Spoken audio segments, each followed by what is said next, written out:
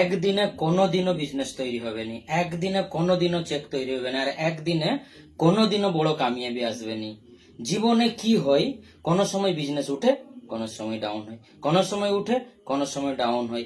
এই আপ ডাউনে আমরা কি করি, কোথাও গিয়ে গায়েব হয়ে যাই। একটা না কামিয়াবি, দুটা না কামিয়াবি, তিনটা না কামিয়াবি, চারটা না কামিয়াবি, পাঁচটা না কামিয়াবি, না কামিয়াবি যে এলো আমাদের জীবনে, এই একটা না কামিয়াবি কি আমাদের জীবনে সিদ্ধান্ত নেবে যে আমরা কামিয়াবি হতে পারবো কি পারবো নি, আমরা জীবনে কামিয়াবি হব নি? যদি এমনই হতো পৃথিবীতে, তাহলে ছোটবেলার কথা ভাবুন।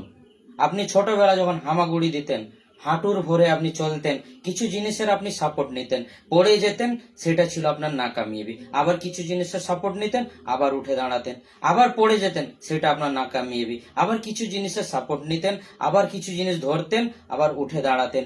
সেই দিন যখন আপনি হাঁটুর ভরে চলতেন, সেই দিন যদি আপনি চেষ্টা না করতেন, সেই দিনই যদি আপনি হার মেনে যেতেন, আজকে জীবনে দুটো পায়ে আপনি চলতে পারতেননি।